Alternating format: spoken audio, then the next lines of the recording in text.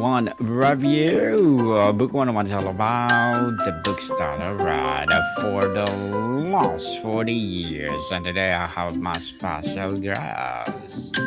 He is improviser, facilitator, and the author of the upcoming book, Participate. None other than Mr. Andrew Davis. Daniel, thank you so much for having me. I'm excited to be here and be a part of your show. Yes, and thank you for being part of it. And can you please introduce more about yourself that I miss? Yeah, absolutely. So I'm an improviser and facilitator based in Philadelphia, Pennsylvania. And my whole work and my approach is using improv comedy and improvisation techniques as a way to help people be their best selves, be better teams in the workplace, be better relationships at home, and just be all around their best selves and their happiest selves. Yes, and thank you so much for being my guest today. And thank you for sharing your knowledge and wisdom to the world. And today, let's talk about improv is for introverts. Wow, amazing, amazing. So let's start with the apparent contradiction with our topic. Why does improv for introverts sounds counterintuitive to most people? And what is the fundamental misunderstanding about both introversion and improv that your book seeks to correct? Yeah, so I think when people hear about comedy and improv comedy, they automatically think of extroverts, right? People that are outgoing, loud, energetic, the Mm, the clown, the class clown, the biggest one in the room. yes. And what I actually want to challenge is the idea that with improvisation, the art of improv, to define it for folks, is really making things up on the spot, right? Performing, making things up together. And that actually, to be a great improviser, the number one skill you need is to be a great listener, is to really be an incredible listener and to build on other people's ideas. So oftentimes, I find that folks that are self described introverts are great listeners, are interested in sort of listening first and jumping in next. And that can be an amazing skill for building improv. And so I encourage folks who consider themselves introverts to really give it a try because I think they're going to love it and they're going to be amazing at it. And at moments, they'll feel challenged by performing and stepping out of their zone. But once they get the idea that it's really about listening and supporting, I think it comes naturally. So when I'm working with groups and we're told, we're a lot of introverts. I don't know if improv is going to work. I always tell them improv is for introverts. It's going to be great. Mm. So, what are the innate strength of the introverted mind? Deep listening, observation, processing, thoughtfulness, or not just a compatible with improv, but are actually a secret weapons. Yeah, absolutely. I think if we can build that muscle of being a better listener and really hearing people building on their ideas, it becomes so useful in all parts of our lives. And the reason I think improv is the best way to become a better listener is because in our day to day lives, if we zone out, we stop listening to someone for a little bit, they may Mm, never know, right? We think about our laundry, we think about shopping, we think about our family, and they might not even know that our mind wandered. But when we're improvising and we're creating things together in the moment, we have to be listening in order for the game to work, in order to say what's next, because it's all appearing on the spot and coming up on the spot. So, being an improv, everyone really gets to hone in on that muscle and to build that ability to be in the moment, to listen and to build on each other. And it pays dividends in so many parts of our lives. As you said, becomes a secret weapon in every part of our lives. I like that. Dividend. I like that, Mr. Yeah. Andrew. Pay dividend for sure. For an introvert feeling anxious at the mere thought, how do you redefine performance in improv from being about being on and entertaining to something more accessible and authentic? Yeah, I think sometimes when we're thinking about improv, or even anyone listening or watching your show, Daniel, who's like, okay, improv is not for me. I think we're Mm-hmm. often watching the professionals on TV, the level 10 of improv and saying, I can't do that, right? Mm-hmm. But really, where we start is the building blocks in the same way that we might watch, football players, whether it's, NFL, American football, or international soccer and football. And we say, oh, I could never do that. But that doesn't make us say, I don't want to play a game of soccer or football with my friends, right? In the same way with improv, we don't want to look at the professionals and think it's unattainable. We start with simple things. So a really simple game that I love to start with for folks is a gift giving game where one person says, I got you a gift. The other person says, thank you very much. And they make up what the gift is. Thank you for this goldfish, or thank you for this Ferrari race car, or thank you for this apple. And then the first person explains why they got them that gift. Oh, yeah, I got you an apple because I knew you were hungry, but you had to leave the house so you can take this apple to go. Or I got you that Ferrari because I know you're always late for everything, and now you'll be early because you can go 200 miles an hour. So it's a really simple game. It's not complicated, but you start to build that improv muscle and grow that way. Mm, interesting. Mr. Andrew, improv is famously fast paced. How does you approach these introverts to leverage their tendency to process internally as a strength in creating thoughtful, grounded, and often funnier choices rather than a delay?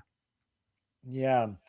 I think when people start doing improv, they often go too fast, right? Mm, Their tendency is to try and get to a joke or get to a punchline or get to an exciting moment within 5 seconds. And what you learn when you do a little bit of improv is that actually you want to move a little bit slower. You want to figure out who you are. What's our relationship? Oh, in this scene, Daniel and I are playing father and son, or Daniel and I are playing two astronauts on a spaceship, right? Because we need that premise before we can make any jokes to make any laughs, right? Folks who are joke writers know we need the premise before the punchline. You can't just jump to the punchline, right? But people often mhm. try and do that when they first perform. So I think once people get that idea, it's liberating to be able to slow down a little bit and play with each other and trust that the comedy, the fun, the laughter will come, but to go at the pace that makes sense in that scene with our partner. Yes, makes sense indeed. And Mr. Andrew, yes, and is the cardinal rule for introvert who might default to overthinking on negotiation. How do you make this principle feel like a safe, supportive framework rather than a pressure to be wildly clever? Yeah, I think yes. And if folks know anything about improv, is the idea really of saying yes to the idea that came before us and adding something onto it. And improv is really that simple. It doesn't mean it's easy, but it is simple, right? So if George says, "Oh my gosh, doctor, it's time for the surgery," right? I say yes to that idea. Okay, I'm a doctor. We're about to do a surgery, and I add something. Yes, and I've brought my favorite scissors for the operation. So I Hmm. add a small detail to this detail. Um, so I think when we realize how simple that is, we can try and use that in a scene. But it's also so valuable in life because so often when people have a suggestion or an idea in real life, we can get to a no really quickly. Our brain can go to why it wouldn't work, right? Let's say we're in the workplace and a friend's like, we should do our party on a boat this year. Our brain could go to a million reasons why we can't do that, right? It's too expensive. The weather's not right. How would we get the boat? We don't have the budget for that. That wouldn't work. But if we allow ourselves to just try saying yes and, we might find something that works. Say like, yeah, okay, a boat. And like, what would we do on the boat? Like, oh, I think we would do karaoke on the boat. Okay, great. And what else? And I think we would look for, things in the ocean. We would look for things. And we might come to an idea that we wouldn't have gotten to if we shut down that initial idea. Right. So sometimes we're so quick to say no that we don't figure out what idea might work. But if we start practicing that yes and, we can really get to incredible ideas we would have missed otherwise.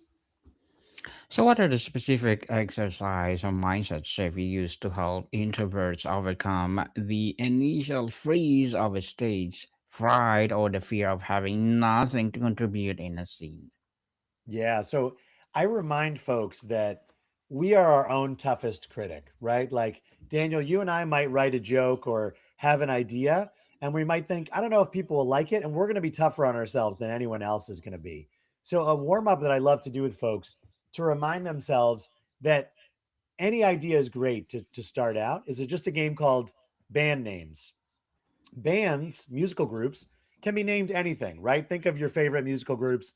For me, Third Eye Blind, Matchbox 20, Semisonic. Are these names brilliant? I don't know, but I love their music, right? It doesn't really Mm-hmm. matter. So we take turns coming up with band names, and our partner, all they're going to do is say, I love that. I love that band name. So we just look around the room. We can be like, the light bulbs, and your partner will say, I love that. The chapstick, I love that. The pens, I love that, right? And so Mm-hmm. what this is doing is just to, in our brains, notice how quickly we're harsh on our own ideas, and how, if we let ourselves share our ideas, that we can get lots more out there. And really, the only way to have good ideas is more bad ideas. You just need a lot of bad ideas out there. So it's kind of getting that ball rolling and getting comfortable with that that really leads us to feel comfortable in sharing new ideas. How does your method address the introvert's need for recovery and space within often high energy and socially intensive environment of an improved class or team? Yeah, I think everyone needs to take care of themselves, and we're all different, so our needs are different. And I'm not asking anyone to kind of go crazy and be the opposite of themselves. I often start programs, Daniel, just saying, I want everyone in the room to notice like where they're at their comfort zone of performing. And all I'm asking you to do is like take that knob and just turn it like one little notch. So if you feel like Mm-hmm. you're a 2 out of 10 and your energy or performance level, I'm not asking you to be a 9 or a 10. I'm asking you just to be a 3. Just try to be a 3, right? So it's different for different people. Sometimes when folks are in one of my sessions, um, just participating and stepping into the middle is terribly scary for them and a huge victory just to do that, right? So it's not about being the funniest one in the room or dominating the class or being amazing. It's about just jumping in. So it's really, Daniel, just noticing where you are and trying to go a little bit further, right? In the same way that we wouldn't ask someone who's never run before to run a marathon, we'd say, okay, try and run a mile, try and run 2 miles, right? Like try and build up to it. In the same way with improv, just try and participate. Okay, now try and see if you can do a voice or something different than yourself. Like you can build little building blocks. Beyond the stage life applications, Mr. Andrew, this seems like a book about more than comedy. How do their skills of improv, active listening, accepting offers, or co-creation directly translate to improving communication in relationships, meetings, and networking for introverts?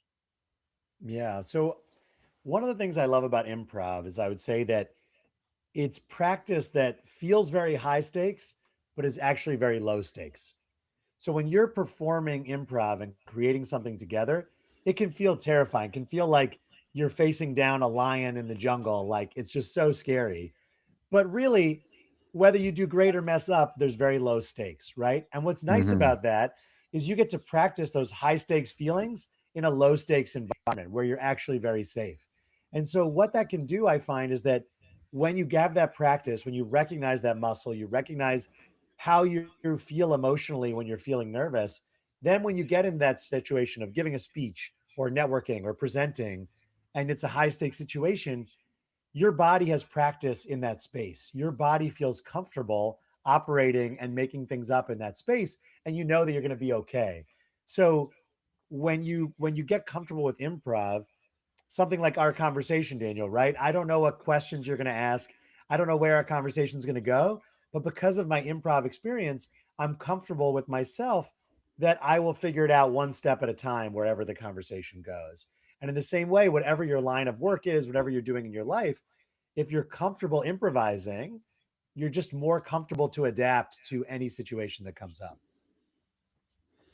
Mr. Andrew, tell us your upcoming book, Participate. What is all about? Yeah, thank you. So, my book is called Participate, and the idea is that it's helping you move from personal courage to community change. So, I believe that all of us are creative and all of us have so much to contribute to our communities.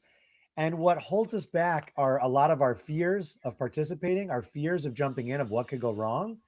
and not being sure how to make that impact and how to make that change. So the first part of my book is focused on how do we overcome our own fears? How do we get out of our own way? And moving on in the book is really how can we participate in more things in our lives, whether it's with our family, with our friends, in our workplace, and moving on to how do we change our communities? How do we make our communities more participatory, more welcoming to other people?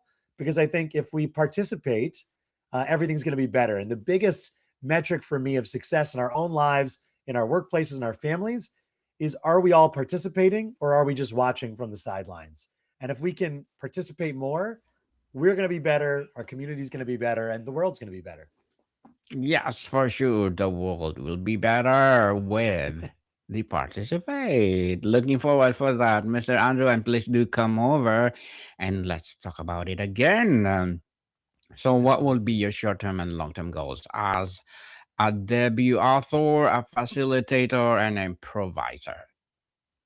Yeah, thank you. So, in the short term, I'm really growing the different programs that I'm offering. We work with a lot of different organizations and companies, and I have a few different ways that we use improv in the world. So, sharing some of those. With the long term goals with the book of Participate is to really inspire people to look at their own work and their workplace in a new way with this question: is it participatory? Am I asking people to participate or am I just lecturing or talking at people and taking turns lecturing?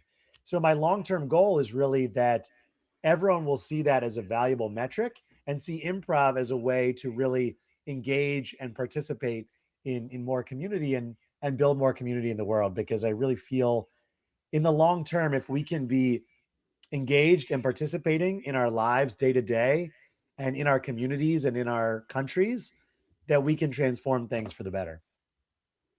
Thanks for the better and good luck to your goals and looking forward for more success. And what will be your piece of advice for those people out there who want to be like you?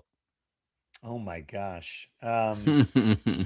But ride a bike sometimes. I love bike riding. Jump on a bike, eat overnight oats. That's my favorite breakfast. You make it the night before and it's Hmm. amazing and it's ready for you in the morning. It's a gift to your future self. And I would just say, if you're listening to this right now and you've been thinking about trying something, but you've been scared of it, participate, give it a try, jump into it. Just, sign up for a class, make a commitment, and just, figure it out afterwards because you want to live a life regretting what you did do, not what you didn't do. Mm, yes, and thank you for that advice, Mr. Andrew. And can you please recommend a book of books that influence your journey? Yeah. So I wanted to share a book about improv because we've been talking about it a lot. This one's called Do Improvise by Robert Poynton. It's a beautiful book and it's very short. It's 127 pages. So you could read it in a long weekend or over time. But it Mm-hmm. really is beautiful nuggets of wisdom about improv that I think helps people understand how you can get started. It has a few games in there, but it also gives you some advice for life that I think is applicable for everyone. One of his sayings that I think is so important is that everything is an offer. Everything is an offer. So it doesn't mean that everything that happens in your life is for good or you wanted it to happen. It doesn't mean you wanted it to rain or you wanted that relationship to end, but everything is an offer, right? Every change, every moment is an offer. And if you start to see it that way, you can see what's possible. I was staying with a friend on a trip and an Airbnb together, and he was just snoring all night. And I was like, oh my gosh, he's snoring. I can't sleep. This is crazy. And then I was like, you know what? Andrew, everything is an offer. So I was like, I'm going to read this book that I've been wanting to read and struggling to find time to read. So I just like found a comfy chair, made some tea, and I was reading. So rather than being angry, I was like, this is an offer, right? Everything is an Mhm. offer. So if we start to follow that mantra, this book has a lot of beautiful teachings like that. I think it can be really transformative in our lives. Transformative and sure, for sure, Mr. Andrew, and thank you for that recommended book. So, what is the most powerful transformation you've witnessed in an introverted student? Not necessarily in their performance skill, but their outside the theater. Yeah, my mind goes to a program that I led recently with a company in New York City where we did an exercise where we had them create a commercial about their team, like as if they were advertising in the Super Bowl for their team. And I was like, it'd be great to have a logo. Who's a good artist? Who can draw a logo? And like, no hands went up. Everyone was kind of quiet. No one jumped in. And there's a woman who I noticed just kind of went to the corner with a big piece of paper and some markers and started drawing. And about 15 minutes later, came back with this incredible logo of like a globe with a ninja jumping across the globe and kicking. It was stunning. It was amazing. Mhm. And we were all blown away. And I was like, why didn't you raise your hand when I said, does anyone an artist? Does anyone know how to draw? And she was like, oh, this is just for fun. This isn't what I do for work and everything. And I just said, you are an artist, whether or not you're drawing every day. That's so clear. And so I think it's those moments for me where people reconnect with their own creativity and skills that are so beautiful and I think are so important. Very important indeed. Discovering that you're an artist is something else. So, what is the practicing improv help introverts reclaim their voice and express their unique perspective in a world that often rewards the quickest and the loudest take? Yeah, I think it does feel in our 21st century pressure to be the loudest, the quickest, the craziest. But I Mm. think that we all know that anything worth doing takes time, right? And that when we see people that have an amazing skill or that are incredible achievers, there's a lot of private work that went into that. And so I think recognizing that is so important. And I think improv for me can help people to practice and be okay with messing up and then trying again. Improv is really about trying and letting go of your mistakes and letting go of your victories, not getting too attached to either one, because life is all about what we're working on, what we're doing next, not what we've done in the past. And so improv can really help us be comfortable in the moment and be comfortable creating. And I think for introverts, that can be really powerful to feel comfortable in this moment and keep creating. Mm. Powerful indeed. So, Mr. Andrew, before we wrap up our discussion for today, I'm inviting you to please do listen to my other podcast, people, my other podcast, because my abstract essay is already in sixth season, abstract poetry in third season, and my book 101 review in sixth season as well, comedy 101 in third season, food 101 in sixth season, and my geography 101, love letters, movie 101 review, music 101 fourth season. Oh, now it's fifth season this year. Science 101, Sex 101 in third season on my baby podcast. Trivia 101, Law 101, Mental Health 101, Motivation 101, Entrepreneurship 101, and of course, Bible Verses 101. Please listen to them wherever you listen your podcast. So, Mr. Andrew, what is one piece of encouragement or permission you'd give to introvert who is intrigued by terrified by the idea of stepping into improv class? Well, Mm. if you're too scared to sign up for a class right now, start with this book, Do Improvise by Robert Poynton. Like I said, it's only about 100 pages, so I know you can read it. Check it out, and if you're not curious to try improv by the end of this, you may not have a pulse. So make sure you try it. Check it out. You don't have the pulse, so please read the book so that you have the pulse. Mr. Andrew Davis, thank you so much for sharing your knowledge and wisdom to the world. So, can you please invite our listeners to support your upcoming book, participate, or wherever projects that you're doing right now? Absolutely. Yeah. So please feel free to check out artlyworking.com. That's ARTLY working.com. We build stronger teams made up of happier people and higher performers. And if you want to email me, it's just Andrew at artlyworking.com. Check that out. And I have some other projects as well called The Bible Players, which is a Jewish comedy team for kids, and Characters, which are theatrical walking tours in New York City and Philadelphia. So if you live in either of those places, check out Characters, CHARACTOURS, Characters but Tours. But Mm. thank you again, Daniel, so much for having me. It was wonderful to be here. No worries at all. And I'm inviting you to please do come back on Comedy 10101. So, I have one more question. What was your own personal journey as introvert into improv? And what was the hardest hurdle? And what was the most surprising reward? Oh, I mean, I definitely was quiet as a kid and didn't speak up a lot. And I think friends encouraged me to do theater in high school. And that was really powerful for me in being a part of a show and being a part of a group. And I really found my voice there. And I think that's led to the work I've done. And I think the hardest thing was really starting. The hardest thing was going to the audition, which just feels terrifying. But that first step is always the hardest. And then the other steps are much easier. Yes, indeed. So, Mr. Andrew S. Davis, thank you so much for your time. Thank you, Daniel. Thank you so much.